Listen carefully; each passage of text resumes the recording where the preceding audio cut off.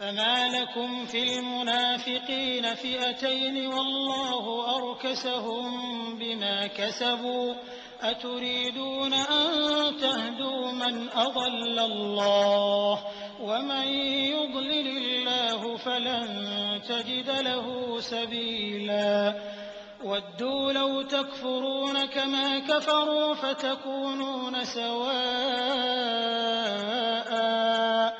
فلا تتخذوا منهم أولياء حتى يهاجروا في سبيل الله فإن تولوا فخذوهم واقتلوهم حيث وجدتموهم ولا تتخذوا منهم وليا ولا نصيرا إلا الذين يصلون إلى قوم بينكم وبينهم ميثاق أو جاء.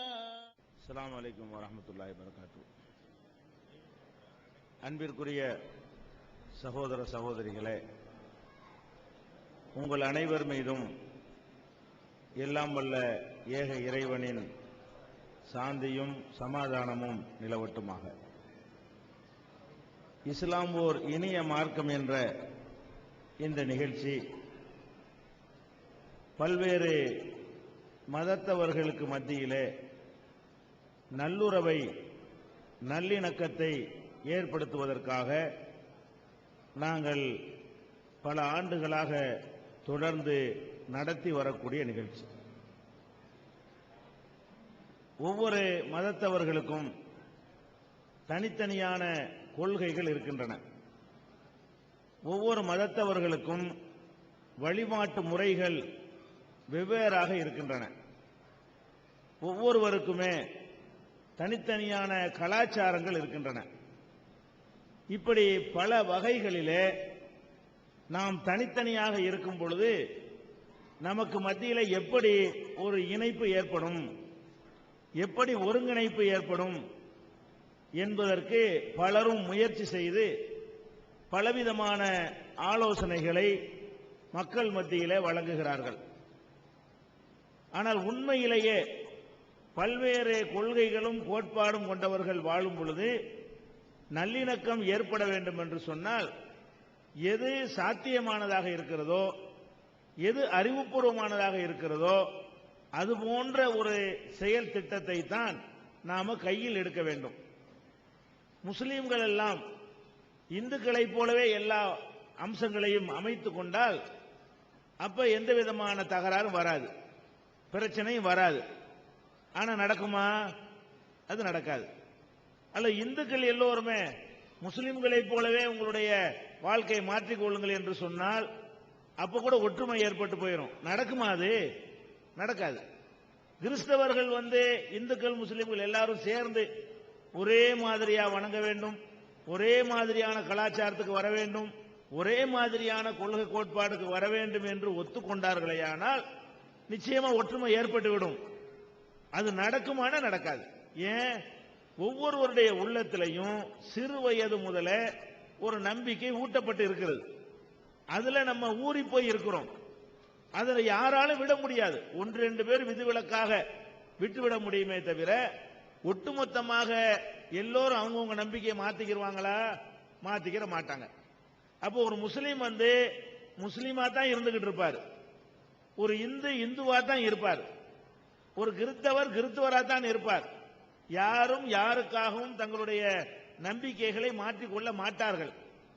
அப்படி இருக்கக்கூடிய நேரத்தில் அப்ப நமக்கு ஒற்றுமை வர என்ன வழி என்று சொன்னால், ஒருவர் அடுத்தவரை சகித்துக் கொள்ள வேண்டும், புரிந்து கொள்ள வேண்டும். அதான் செய்ய முடியும். முஸ்லிம்களுடைய சில செயல்களை நீங்க பார்க்கிறீர்கள் என்று சொன்னால், அவங்க மதத்தில் அப்படி இருக்கிறது, அந்த மதத்தில் உள்ளவங்க அப்படித்தான் நடப்பாங்க அப்படிங்கிற மாதிரி அடுத்தவரை பாதிக்காத வரைக்கும் நம்ம அதை சகித்துக் கொள்ள வேண்டும். அதே மாதிரி இந்துக்களுடைய சில நடவடிக்கைகள் எங்களுக்கு வித்தியாசமாக தெரிந்தால் கூட நாங்கள் அதை சகித்துக் கொள்ள வேண்டும். இந்துக்கள் இப்படித்தான் இருப்பாங்க, கிறிஸ்தவர்கள் இப்படித்தான் இருப்பாங்க, அவங்கவுங்க செயலுக்கு அவங்கவுங்களுக்கு ஒரு நியாயம் இருக்கும், அந்த நியாயத்தின் அடிப்படையில் அவங்க செயல்படுவாங்க என்று ஒருவர் மற்றவருடைய நம்பிக்கையை சகித்துக் கொண்டோமையானால், அதை ஒரு பிரச்சனையாக ஆக்காமல் இருந்தோமையானால் இந்த நாட்டில் நல்லிணக்கம் ஏற்பட்டுவிடும். அதற்கு வழிவகுக்கும் விதமாகத்தான் இந்த இஸ்லாம் ஒரு இனிய மார்க்கம் என்ற தலைப்பின் கீழே நாங்கள் நிகழ்ச்சிகளை ஏற்பாடு செய்து இஸ்லாத்தை நீங்கள் புரிந்து கொள்வதற்கான ஒரு முயற்சியை நாங்கள் மேற்கொண்டு வருகிறோம்.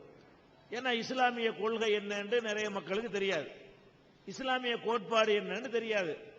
நாங்கள் செய்கிற சில செயல்களுக்கு நியாயமான காரணங்கள் இருந்தா கூட அது உங்களுக்கு தெரியாது. நாங்க ஏன் அதை செய்கிறோம், அது எதுக்காக வேண்டி எங்க மார்க்கத்தில் சொல்லப்பட்டிருக்குது, இப்படி தெரிந்து கொண்டீர்கள் என்று சொன்னால் இஸ்லாத்தை பற்றிய ஒரு புரிந்துணர்வு உங்கள் மத்தியில் ஏற்படும். அதே மாதிரி நீங்களும் அது மாதிரி உங்கள் மதங்களை பற்றி இது போன்ற நிகழ்ச்சிகளை நடத்தினால் நாங்கள் ஆர்வமாக வந்து நாங்களும் கேள்விகளை கேட்டு உங்கள் மதங்களை புரிந்து கொள்வதற்கு நம்ம தயாராக இருக்கிறோம். இந்த மாதிரியான ஒரு அம்சம் மட்டும்தான் நமக்கு மத்தியில் வந்து இணக்கத்தை ஏற்படுத்துமே தவிர இது இல்லாத தத்துவங்கள் எல்லாம் நிச்சயமாக நமக்கு என்ன செய்யாது, இணக்கத்தை ஏற்படுத்தவே செய்யாது.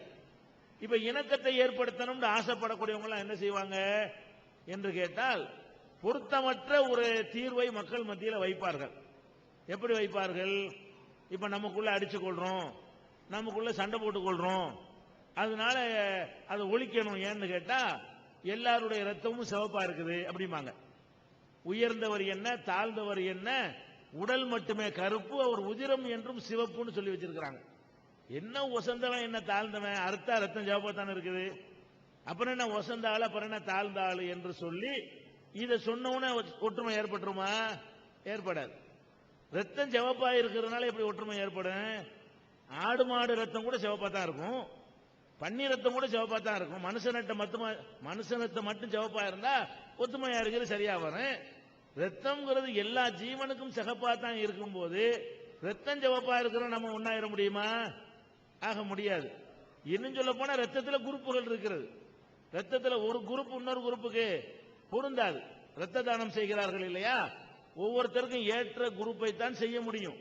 ஓ குரூப்புக்காரனுக்கு ஏ குரூப் ரத்தத்தை கொடுக்க முடியுமான்னா முடியாது. இப்படி வந்து ரத்தங்களில் கூட என்ன செய்யறாங்க, பலவிதமான குரூப்புகள் இருக்கத்தான் செய்கிறது. அப்ப இந்த மாதிரி சொல்ற ஒற்றுமை ஏற்படுத்துறதுக்காக என்ன செய்வாங்கன்னா இதை போய் சொன்ன உடனே இதை கேட்டா இப்படி ஒத்துமை வரும், இதனால எல்லாம் ஒத்துமை வராது. அதே மாதிரி சிலர் என்ன செய்வாங்க, எல்லாம் 10 மாசம் தான் தாய் வயிற்றுல, உயர்ந்த ஜாதிக்காரனுக்கு 10 மாசம் தான், தாழ்ந்த ஜாதிக்காரனுக்கு 10 மாசம் தான், அதனால நம்ம எல்லாம் ஒண்ணு அப்படிம்பாங்க. இது 10 மாசம் இருந்தா ஒன்னாயிர முடியுமா? எத்தனையோ ஜீவன்கள், யானை கூட 10 மாசம் வயிற்றுல இருந்தா யானை மனுஷன் ஒன்னாயிர முடியுமா? 10 மாசம் இருந்ததுனால எப்படி நமக்குள்ள ஒத்துமை வரும்னு கேட்டேன். 10 மாசம் தாய் வயிற்றுல இருக்கக்கூடிய மனிதன் மாத்திரம் அல்ல, இன்னும் எவ்வளவோ ஜீவன்கள் 10 மாசம் தாய் வயிற்றுல இருந்து பிறக்கிறது. அவர்கள் நம்ம ஒன்னாயிர முடியுமா? அந்த மிருகங்கள் நம்ம ஒன்னாயிர முடியுமா? இது மாதிரி தான் தத்துவங்களை சொல்றாங்க. ஒற்றுமைக்காக என்ன செய்யறாங்கன்னா இது மாதிரியான ஒரு தத்துவங்களை மக்கள்கிட்ட சொல்றாங்களே தவிர இது வந்து பிராக்டிக்கலாக இது நடைமுறையில் என்ன செய்யாது, சரியா வராது. அப்ப இஸ்லாம் என்ன பண்ணுதுன்னு கேட்டா ஒற்றுமை ஏற்படுவதற்காக வேண்டி ஒரு செய்தியை மக்கள்கிட்ட வைக்கிறது. என்ன செய்தி வைக்க தெரியுமா? இன்றைக்கு நாம ஒரு 700 கோடி மக்கள் வாழ்றோம். இன்றைக்கு உலக ஜனத்தொகை 700 கோடிக்கு மேல இன்னைக்கு மக்கள் தொகை அதிகரித்து விட்டது. இந்த 700 கோடி மக்கள் வாழ்றோமே, இப்ப நம்ம எல்லாரும் அப்படியே படைக்கப்பட்டோமா? தாய் தந்தர் வழியா பிறக்கிறோமா? தாய் தந்தர் வழியா பிறக்கிறோம். இந்த 700 கோடி பேர் இந்த நூற்றாண்டுல இருந்தால் போன நூற்றாண்டுல 700 கோடி பேர் இருந்திருப்போமா? இருந்திருக்க மாட்டோம். போன நூற்றாண்டுல 300 கோடி பேர் தான் இருந்தோம். போன நூற்றாண்டுல உலக ஜனத்தொகை 300 கோடி என்றால் இந்த நூற்றாண்டில் 700 கோடி ஆகிவிட்டது. அதுக்கு முந்தைய நூற்றாண்டுக்கு போனீர்களே ஆனால் உலக ஜனத்தொகை 50 கோடியாகத்தான் இருந்திருக்கும்.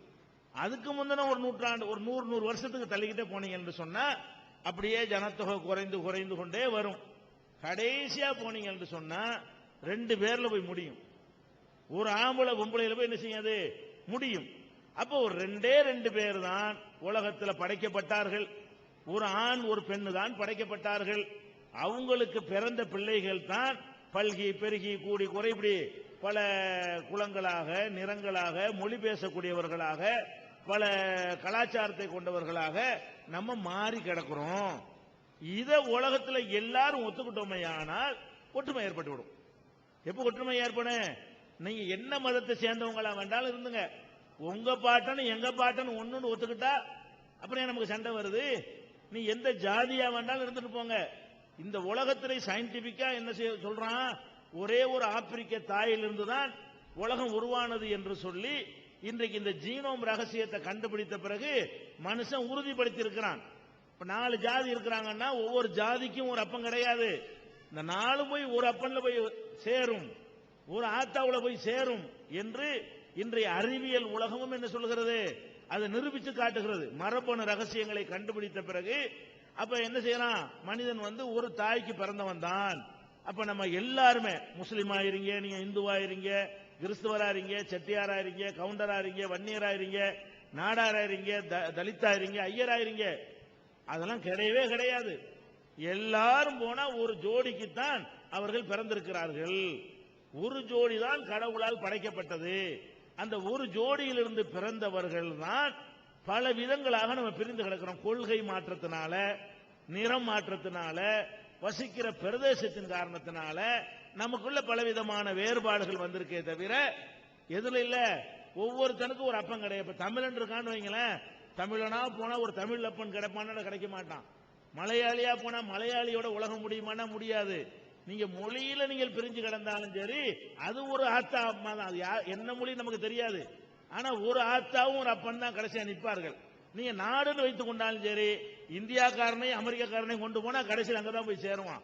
அந்த ஒரு தாய் தந்தைக்கு தான் பிறந்து நினைஞ்சிருக்கிறாங்க.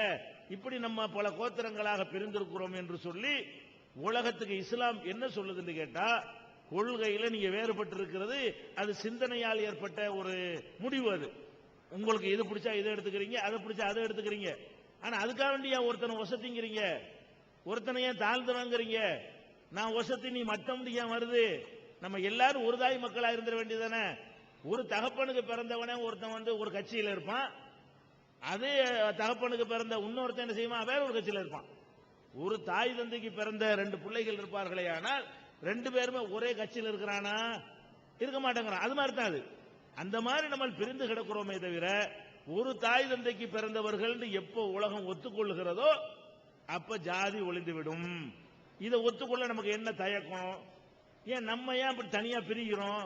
நாங்கள் உயர்ந்த ஜாதியில வந்தோம், நீ தாழ்ந்த ஜாதியில வந்தோம் என்று நம்ம எதுக்கு அறிவியலுக்கு எதிராக, நடைமுறைக்கு எதிராக ஒரு கேடு தரக்கூடிய ஒரு சித்தாந்தத்தை நம்ம எதுக்கு கொள்கையா ஒத்துக்கொள்ள வேண்டும்? எல்லா மக்களும் சேர்ந்து, இந்துவாகட்டும், முஸ்லீம் ஆகட்டும், கிறிஸ்தவராகட்டும், எல்லாருமா சேர்ந்து நம்ம அண்ணன் தம்பின்னு சொல்வது நல்லதா? எங்களுடைய வழிமுறை, எங்களுடைய முப்பாட்டன்மார்கள் சொந்த முப்பாட்டன், உங்க முப்பாட்டன்மார்கள் தாழ்ந்த முப்பாட்டன்மார்கள் என்று அறிவியலுக்கு எதிராக, சயின்ஸுக்கு எதிராக, நடைமுறைக்கு எதிராக கேடு விளைவிக்கக்கூடிய ஒரு சித்தாந்தத்தை நம்ம ஏற்றுக்கொள்வது நல்லதா? இதை ஏற்றுக்கொண்டால் ஒற்றுமை ஏற்பட்டுரும். ரத்தம் சிவப்புண்டா ஒற்றுமை வராது. 10 மாசம்னா என்ன செய்யாது, ஒற்றுமை வராது. உன் அப்பனு என் அப்பனு ஒன்னுட ஒற்றுமை ஆயிரும். உன் பாட்டனு என் பாட்டனு ஒன்னுட ஒற்றுமை ஆகிவிடும். உன்னுடைய முப்பாட்டனும் என்னுடைய முப்பாட்டனும் ஒருத்தன் தான் சொன்னா ஒற்றுமை ஏற்பட்டு போய்விடும். இந்த மாதிரியான ஒரு சித்தாந்தத்தை உலகத்துக்கு எத்தனை பேர் எத்தனை சித்தாந்தங்களை வச்சாங்க. இஸ்லாம் உலகத்துக்கு என்ன சொல்லுதுன்னா, குர்ஆன்ல அப்படி ஒரு வசனம் இருக்கிறது, யா அய்யுஹன் நாஸ், மனிதர்களே. குர்ஆன்ல கடவுள் மனிதரை அழைத்து பேசுகிறார். எப்படி பேசுகிறார்? யா அய்யுஹன் நாஸ், மனிதர்களே, இன்னா ஹலக்னாக்கும் மின் தக்கரின் வ உன்சா, உங்களை ஒரு ஆண் ஒரு பெண்ணில் இருந்து நாம் படைத்தோம். இந்த மனித குலமாக நீங்கள் வாழ்ந்து கொண்டிருக்கிறீர்கள் அத்தனை பேரையும் ஒரு ஆண் ஒரு பெண்ணில் இருந்து என்ன செய்தோம், படைத்தோம். வஜஅல்னாக்கும் ஷுஊபன் வ கபாயில லிதஆரஃபு, ஒருவரை ஒருவர் அறிந்து கொள்வதற்காக வேண்டிதான் கிளைகள், கோத்திரங்கள். உயர்வு தாழ்வு கற்பிப்பதற்கு இல்ல. ஒரு இன்சியல் தேவை இருக்கிறது, ஒரு அடையாளம் தேவை இருக்கிறது. எதுக்காக வேண்டி? ஒரே பேர்ல 100 பேர் இருந்தா கண்டுபிடிக்க முடியாது. அந்த வீட்டு ராமசாமி, இந்த வீட்டு ராமசாமின்னா என்ன செய்யும், ஓ எந்த ராமசாமியை சொல்றோம்னு புரியும். இது மாதிரி ஒரு அடையாளம் தெரிந்து கொள்வதற்காகத்தான் இந்த குலம், கோத்திரமே தவிர உயர்வு தாழ்வு கற்பிப்பதற்கு இல்லை. அப்ப உலகத்துக்கு இஸ்லாம் சொல்லக்கூடிய செய்தி என்னவென்று சொன்னால், நம்ம எல்லாரும் எந்த நாட்டுக்காரனா இருந்தாலும் சரி, எந்த மொழி பேசுறவனா இருந்தாலும் சரி, எந்த மதத்துக்காரனா இருந்தாலும் சரி, எந்த ஜாதிக்காரனா இருந்தாலும் சரி, எந்த நிறத்தில் உள்ளவனா இருந்தாலும் சரி, நம்ம எல்லாரும் 2 பேரில் இருந்து தான் வந்திருக்கிறோம். அதே 2 பேர் தான் அனைவருக்கும் தாய் தகப்பன்மார்கள். இதை இஸ்லாம் உலகத்துக்கு வைக்குது. அறிவியல் பூர்வமாக நம்ம பார்த்தால் கூட பிறப்பு பெருமை அடிக்கிறது கிடையாது. ஏன்? ஒண்ணுல நம்ம பெருமை அடிக்கிறதா இருந்தா நம்ம செய்யற சாதனைக்கு பெருமை அடிக்கலாம். ஒருத்தன் டாக்டரா இருக்கிறான், அவன் பெருமை அடிக்கலாம். ஏன்? டாக்டர் ஆவதற்காக வேண்டி அவன் தியாகம் பண்ணனான், அவன் படிச்சான், அதுக்காக உழைச்சான், நல்ல மார்க் வாங்கினான், அவனுடைய உழைப்பு அதில் இருக்கிறது, பெருமை அடிக்கலாம். ஒரு மல்யுத்த வீரரா இருக்கிறானா அவன் பெருமை அடிக்கலாம். ஏன்? அதுக்காண்டி உடலை கட்டுக்கோப்பா வச்சிருக்கிறான், திடகாத்திரமா இருக்கிறான், அதுக்காக பாடுபடுறான், உழைக்கிறான், சோம்பேறியா இருக்க மாட்டேங்கிறான். அந்த மாதிரி ஆரோக்கியத்தை பேணி நடக்கிறதுனால ஒரு மல்யுத்த வீரரா ஒருத்தர் இருக்கிறான்னு சொல்லி என்ன செய்யலாம்? பெருமை அடிக்கிறதா இருந்தால் அவனுடைய சாதனை அதற்குள்ள இருக்கிறது. பிறக்கிறதுல நமக்கு என்ன பங்கு இருக்கு? நம்மள பிளான் பண்ணி பிறந்தோம். நீங்கள் நான்லாம் பிறந்தமே, நம்ம முஸ்லீம் வீட்டில் பிறக்கணும் நானே பிளான் பண்ணேன். நீங்க இந்துவா பிறக்க நீங்களா திட்டம் போட்டீங்க. நம்ம செட்டியாரா தான் பிறக்கணும், கவுண்டரா பிறக்கணும் நீங்கள ஐடியா பண்ணீங்க. நமக்கு பங்கே இல்லை. நம்ம பிறந்ததுல நமக்கு எந்த விதமான பங்கோ உரிமையோ இல்லை. அப்புறம் என்ன பெருமை அடிக்கிறதுங்கிற? நம்ம என்னத்தையே செஞ்சிருந்தா பெருமை அடிக்கலாம். நீங்க தமிழ் பேசுறீங்கன்னா என்ன நீங்களா தேர்ந்தெடுத்து தமிழை தேர்ந்தெடுத்தீங்களா? உங்க தாய் தகப்பன் அமெரிக்காக்காரனா இருந்தா நீங்க இங்கிலீஷ் பேசிட்டு இருப்பீங்க. உங்க தாய் தகப்பன் சவுதி அரேபியாக்காரனா இருந்தா நீங்க அரபி பேசுவீங்க. உங்க தாய் தகப்பன் டெல்லிக்காரனா இருந்தா அவன் உருது ஹிந்தி பேசிட்டு இருப்பீங்க. டெல்லியில உள்ளவனுக்கு தாய் தகப்பன் சென்னையா இருந்தா அவன் தமிழ் பேசிட்டு இருப்பான். நம்ம இருக்கிற பகுதியில் என்ன பேசுகிறோமோ அந்த மொழியை பேசுவோமே தவிர இதெல்லாம் நம்மளை தேர்ந்தெடுத்தோம். நாம் இந்துவா பிறக்க நம்ம தேர்ந்தெடுத்தோமா? தமிழனா பிறக்கணும் தேர்ந்தெடுத்தோமா? குறிப்பிட்ட ஜாதியில் பிறக்க நம்ம தேர்ந்தெடுத்தோமா? நமக்கு உழைப்பு ஏதாவது இருக்கா? அதுல கிடையாது. அப்ப நம்ம என்ன செய்யக்கூடாது? நமக்கு சம்பந்தம் இல்லாத இயற்கையாகவே நம்மிடத்துல அமைந்திருக்கக்கூடிய சில தன்மைகளுக்காகவெல்லாம் பெருமை அளித்தல் அறிவுக்கும் பொருந்தாததாக இருக்கிறது. அந்த அடிப்படையில் நம்ம சிந்தித்து பார்த்து இந்த அறிமுக உரையில் இந்த ஒரு செய்தியை மட்டும் நம்ம உங்களுக்கு சொல்லிக் கொள்கிறோம். நம்ம இதை எல்லாரும் புரிந்து கொண்டால், எல்லா மனிதர்களுமே ஒரு தாய் தந்தையிலிருந்து தான் தோன்றியவர்கள், இதை மட்டும் நம்ம புரிந்து கொண்டோமையானால் நமக்குள்ள கசப்புகள் எல்லாமே நீங்கிவிடும். இதை புரிந்து நடக்கக்கூடியவர்களாக நீங்கள் நாங்கள் மாற வேண்டும். இது உரை நிகழ்த்தக்கூடிய சபை இல்ல. உங்களுடைய கேள்விகளுக்கு பதில் சொல்லக்கூடிய உங்க சந்தேகங்களுக்கு தெளிவு தரக்கூடிய ஒரு சபையா இருக்கிறதுனால இப்ப நம்ம கேள்விக்கு போயிடலாம். கேள்வியை பொறுத்த வரைக்கும் கேள்வி கேட்கறதுக்கு ஆட்களை தயார் பண்ணிக்கிட்டு நாங்கள் கூட்டிட்டு இது நடத்துறது கிடையாது. யாரு கேள்வி கேட்பான்னு எங்களுக்கே தெரியாது. நீங்கள் எல்லாம் பார்த்து கொண்டிருக்கும் பொழுதுதான் இப்ப டோக்கன் கொடுப்போம். நீங்கள் எல்லாம் பார்த்து கொண்டிருப்பீர்கள். யார் யார் கை நீட்டி டோக்கன் வேணும் கேட்கறீங்களோ, கேள்வி கேட்க விரும்புறவங்க டோக்கன் வாங்கி கொள்ளலாம். அந்த டோக்கன் நம்பர் பிரகாரம் தான் கூப்பிடுவோம். யார் டோக்கன் வாங்க போறான்னு எங்களுக்கு தெரியாது. அவர் உள்ளத்துல என்ன கேள்வி இருக்குன்னு எங்களுக்கு தெரியாது. இது எந்த விதமான செட்டிங், டிராமா, நாடகம் ஒண்ணுமே கிடையாது. முழுக்க முழுக்க மட்டுமே என்னது உண்மை. அந்த அடிப்படையில்